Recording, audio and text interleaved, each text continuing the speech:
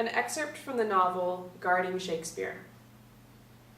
Right after the people Norman Blaylock came with left, Kavitha Nettram, wearing a form-fitting little black dress, sat down at his table in a corner of the crowded Hawk and Dove restaurant on Capitol Hill, which was going out of business after 44 years.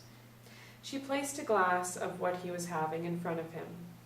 Kavitha sipped through a cocktail straw what appeared to be an appletini. They had to speak up to be heard above the music and the din of the crowd. "Hello, Kavitha." "Hello, Norman. I'm surprised to see you here," he said. "A pleasant surprise, I hope," she said. Norman nodded and said, "Certainly." He picked up the glass of cognac she set in front of him and said, "Thanks." "My pleasure," Kavitha said.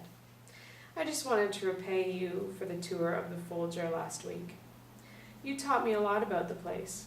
For instance, I never knew that the Folger's urns are behind that plaque in the Gale Pastor reading room. Their library is actually their tomb. Incredible." She raised her glass. "Thank you." Blaylock raised his glass of Hennessy. "You're welcome." He sipped his drink and then set it down. Norman fell silent. He couldn't figure out why the hell a young looker like Kavitha was talking to him. The fact of the matter was that he was blown away and rendered speechless. Never before had an object of his desire presented itself so miraculously. He didn't believe in miracles.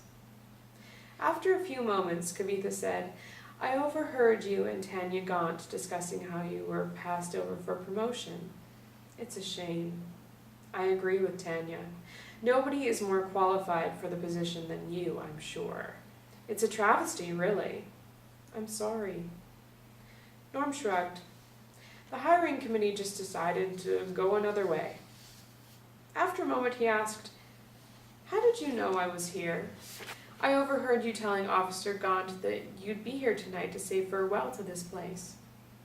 "I see," Norm said. "You overhear a lot." Kavitha laughed.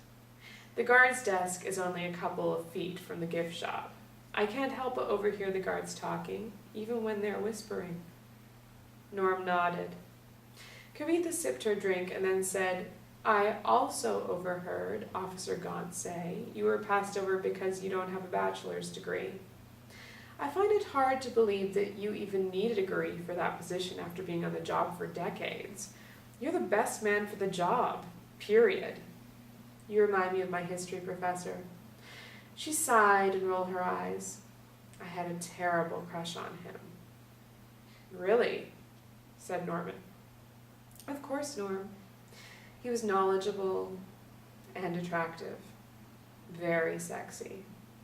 Just like you." Norman rolled his eyes and shook his head.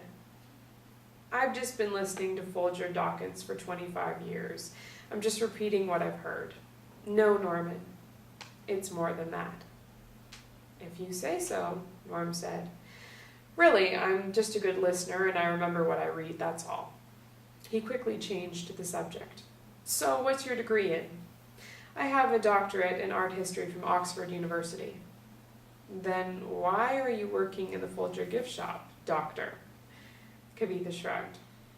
"It's just something to earn a little money while I track down the job I'm looking for. Something in my field." Blaylock nodded. Kavitha picked up a folded black t-shirt off the table. "I see you got your souvenir t-shirt. Hawk and Dove, last call. It's a nice memento." Norman took the t-shirt from her and put it back on the table. He looked at her for a time and then asked, "What is this, Kavitha?" "What do you mean, Norm?" "Come on. I've enjoyed our conversations at work, but why are you buttering up an old billy goat like me? What's really going on? What do you want?" She smiled. "You're very perceptive. Most men don't question, they just follow their dream and go with the flow." "The dream of sleeping with you?" Norm asked. "Listen, if it's a sugar daddy you're looking for, you've got the wrong man. I'm a splendid daddy. Sweet, but not the real thing." Kavitha laughed. It was delightful and infectious. Norm could not help but laugh along with her. When she caught her breath, she leaned in and said, "My employer will make you a rich man if you acquire something for him from the Folger's vault, something that will never be missed." Norman raised an eyebrow. "The Folger has impeccable security, Dr. Nettram. It can't be done." "Kavitha, Norm. Call me Kavitha, just like always. We're friends." "Yeah, right," Norman said. "Become a thief for me, Norm. Go to prison for me. We're friends. Ha! My employer needs an inside man. He needs you, Norman. You won't get caught, and you will be well paid." He glared at her. "Something extremely valuable that won't be missed?" Kavitha nodded. Norman looked at her in the eye and said, "Stolen valuables will always be missed, Kavitha, especially at the Folger." Kavitha smirked.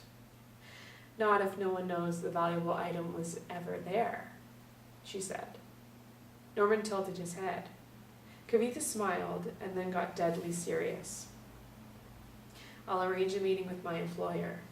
You should at least hear him out before you turn him down. What have you got to lose?"